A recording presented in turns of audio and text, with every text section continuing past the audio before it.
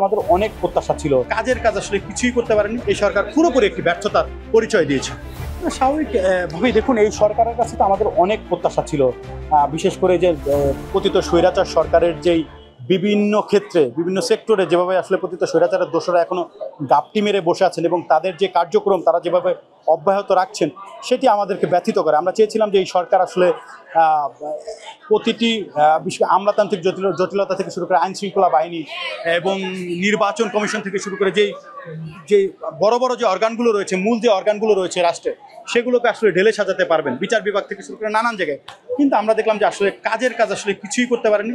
এই সরকার কয়েকবার ওই বিদেশ সফর করেছেন, বিদেশ সফর করে তিনি আসলে কী সফলতা নিয়ে এসেছেন সেটি আমাদের আসলে বোধগম্য নয়। এবং এই রাষ্ট্রে আমরা দৃশ্যমান কোনো সংস্কার কাজ যেটি আসলে সত্যিকার অর্থে এদেশের সাধারণ জনগণের উপকার আসে তেমন কোনো কিছু আমরা আসলে লক্ষ্য করিনি। যার ফলে আমরা মনে করছি যে এই সরকার 10-11 মাস পেরিয়ে গেল, এই সরকার পুরোপুরি একটি ব্যর্থতার পরিচয় দিয়েছে। দেখুন, এই স্বৈরাচার সরকার তো যদি ফিরে আসে কোনোভাবে, তাহলে তো আমাদের স্থান হবে আয়নাঘরে এবং আমাদেরকে পাখির মতো গুলি করে তারা হত্যা করবে। কারণ বরাবরই স্বৈরাচার সরকার, বিশেষ করে আওয়ামী লীগ কিন্তু মেধার রাজনীতিতে বিশ্বাস করে না, আওয়ামী লীগ প্রতিশোধের রাজনীতিতে বিশ্বাস করে। যার ফলে আমরা মনে করছি যে এই যে প্রতিশোধ পরায়ণ দলটি যদি কোনোভাবে বাংলাদেশে আবার কামব্যাক করে, কিংবা তারা এদেশের কোনো রাষ্ট্রীয় ক্ষমতা কিন্তু কোনোভাবে যদি এদেশে আবার এস্টাবলিশড হতে পারে তাহলে তারা এদেশটিকে পুরোপুরি ধ্বংস কিংবা নস্যাৎ করে দিতে পারে, তেমন একটি শঙ্কা করছে। এবং আমরা যতদিন বেঁচে থাকবো ততদিন এই শঙ্কা নিয়ে হয়তো আমাদেরকে বেঁচে থাকতে হবে।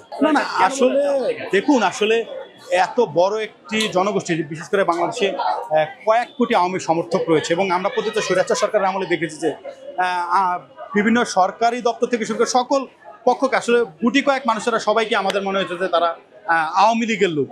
সুতরাং এমন একটি এত বৃহত্তম একটি, বিশেষ করে 10-15% ভোটও রয়েছে আওয়ামী লীগের, কিংবা কর্মী রয়েছে, যারা কর্মী রয়েছে মোট জনসংখ্যার। সুতরাং তারা এত তাড়াতাড়ি হাল ছেড়ে দিবেন কিংবা তারা চুপ হয়ে যাবেন সেটি আসলে আমরা বিশ্বাস করতে চাই। হয়তো আওয়ামী লীগের বাংলাদেশে হয়তো নৈতিকভাবে রাজনীতি করার অধিকার নেই, কিন্তু এই যে যারা রয়েছেন তারা কিন্তু পতিত স্বৈরাচার সরকারের যারা দোষর রয়েছে তারা কিন্তু এই দেশকে অস্থিতিশীল করার লক্ষ্যে তাদের যে অপচেষ্টা, তাদের সহিংসতা তারা কিন্তু করার চেষ্টা করবেন।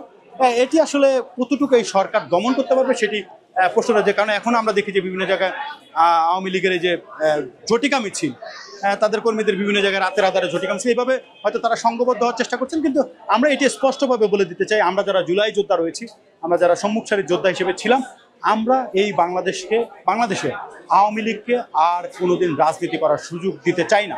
যদি তারা জাতির কাছে ক্ষমা চায়, জাতি যদি তাদেরকে ক্ষমা করে দেয় তাহলে ভিন্ন প্রসঙ্গ। কিন্তু বাংলাদেশে আওয়ামী লীগ যেই গণহত্যা করেছে, তিনটি ভোট চুরি করেছে, এই তিনটি গণহত্যা, শাপলা গণহত্যা, জুলাই গণহত্যা, পিলখানা গণহত্যার পরে বাংলাদেশে আওয়ামী লীগ নৈতিকভাবে রাজনীতি করার কোনো অধিকার রাখে।